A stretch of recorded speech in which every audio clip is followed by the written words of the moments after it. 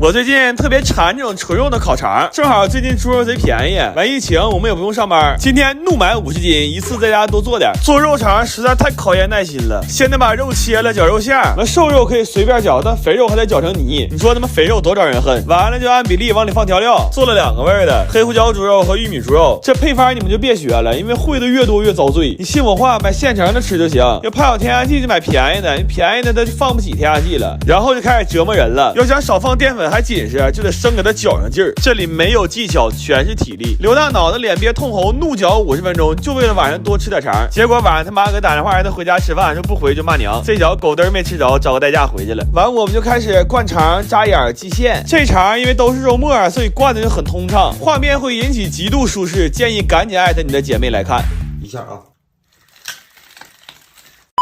这些肠需要先用电风扇伺候3-4个小时，然后煮肠可遭大罪了，家里所有锅都用了，还煮了3番，这活比我那些前女友都磨人，只能码1层，多了不行，完得全程小火90度煮1小时，还得盯着炸气泡，跟打地鼠似的。最要命的是我在厨房盯的都要死了，我发现外面有个偷我肠。这些肠一共煮了4个半小时，正常还应该再晾3小时，晾的越干烤的越脆，但我们实在是熬不动了，擦不就给塑封了。关键是有个老大夫跟我说过，1点多不睡最伤肾，但事已至此也没办法了，就做点腰花浇头吃的腰子面。后来我一算得做了400根肠，我就发朋友圈纪念一下。那会儿都2点了，我有个哥们看着这个给我来个电话，他说哥们儿，你要遇整啥难事你就说，使点钱啥的不犯毛病。他说我看你整那个肠连个商标都没有，这要给你抓着得胖好几年呢，可别扯那没用的了。我自从买了这个蛋堡机，我就一直琢磨怎么才能让这个3元蛋堡更实惠。今天找到答案了，这9个蛋堡我塞了2斤肉馅，从这一刻开始它就不能叫蛋堡了，它只能叫肉堡，因为此时此刻鸡蛋这种小角色已经不配再占有50%的名字了。完喊我们同学来吃，他还带2只龙虾来，我一看这家伙行啊，我把龙虾肉取出来包蛋堡了。我敲李哥，我从来没吃过这么好吃的蛋堡，可鲜亮了。完剩下的肉让我剁不煮粥了，其实还是龙虾蛋堡更好吃。但我前2天不是刚扒了300只螃蟹吗？我现在一听取肉这俩字儿，血压升的比喷泉还快。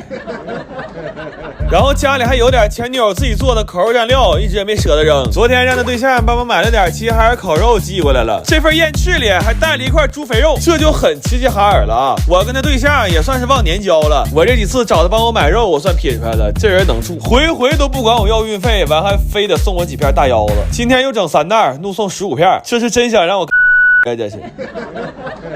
完我们同学拿另一只龙虾让我用空气炸锅炸了，来吧，吃香香了。本来想简简单吃个3块钱蛋堡，结果整出一桌肉和一桌人来。这期还是烤肉，我们原来都1天往返600多公里开车去吃啊！我是万万没想到托前女友的福，居然在家就能吃上了。我得抽空琢磨那些老钱的现任现在都忙活啥呢？看看还有没有像这样能帮忙的新老结合了。1、2、3，立好。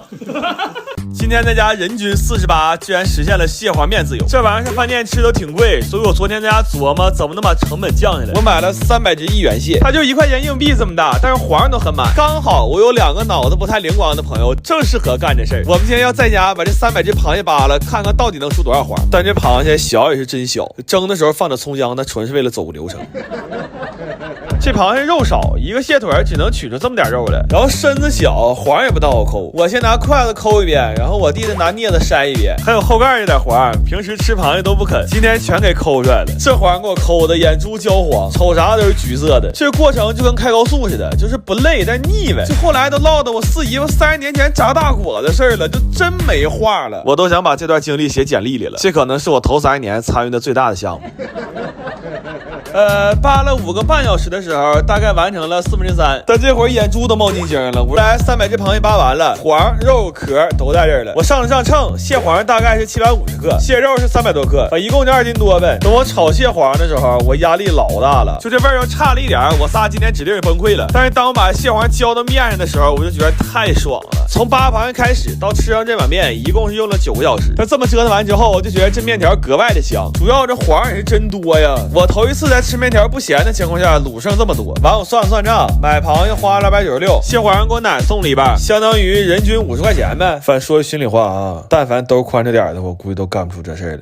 1个、2个、3个、4个、5个。6个。今天怒买6个肘子，在家做肘子罐头，还买了个罐头封口机。这200多斤，他俩从驿站扛回来，进屋就迷糊了，这体力还是不行。过2天就把石磨拉回来，再给他俩溜溜，然后调一个卤料。大锅菜吧，就不太好掌握量，就闭眼睛放吧，生死有命，咸淡在天。完这些骨头拿院里给野狗错峰过年了，就这一大锅肘子给我炖直迷糊。我一度以为今天是我家杀猪办席呢。王普同学问我说：“一下炖这么多肘子，你是不是特别快乐？”这话问的就跟他没长牙似的。我快乐吗？我他妈快死了。完熬点猪油，这到罐头里，等吃的时候可香了。猪油熬得多也做罐头了，等哪天手刺挠了再讲扒螃蟹，留着炒蟹黄，烤出来的油梭子实在太香。等不了过年包饺了，咱们撒点椒盐，然后撒点白糖，然后撒点白糖，最后撒点白糖。这糖吃有点费油了。肘子呢，咱们给它切块分装，要确保每一罐都有大块的肘子皮，然后倒上汤给它入味儿。等油凝固了就可以分罐了。等我仨实在太饿了，寻思煮点方便。然后交给罐头封口了，这个封口机实在是太好用了，全程用不上驴参与一点。完我让驴大帮把标签写了，但看起来他还没有准备好期末重文。然后这些罐头呢还要高温蒸煮一下，消毒杀菌。据说整好了那保质期能比我命还长。就这大肘子罐头，半夜饿了稍微给它加热一下，完再拌点晚上剩的米饭，不要命的再来一勺猪油。哎呦我谁看谁不迷糊呀？这一排一排的，你们以为只是我给我奶做的罐头吗？非也，这是我未来1个月熬夜的底气呀。大娘，方便面要不要？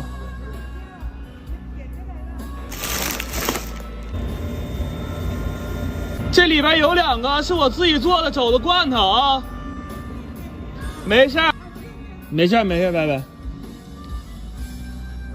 我奶前2天不知道在哪个床底下翻出个电饼铛，让我在家试试能不能摊煎饼果子。说摊好了以后这饼铛就写我名了，但这玩意儿我也不会做呀，我就上大街上找一个小摊，我就站着看。我是不知道眼前这个大娘是我看了她有点紧张，还是因为疫情在家跟老头打仗，狠心出来创业了。就那1个小时，她摊坏了7张，完大街上也没有野狗，她就都给我吃了。后来我俩对视了一下子，你能感觉到我们彼此都觉得对方是一张有身份的牌。就他看我可能像个城管，但我看他绝壁是卧底。后来我看也学不着啥，那吃饱了我就回来了。我奶不愿意吃脆煎饼，我就掺着白面，这饼底一定要多刷点酱，这玩意儿他妈齁死才好吃呢。纯甜面酱比较咸，可以兑点蒜油辣酱和雪碧，再放上果子薄脆和小狗肠。哎呦我绝世香香了。完这不在家做吗？就想起高调，还约2条不挑食的朋友，这都跟大娘学的。做失败了就近找嘴往里塞。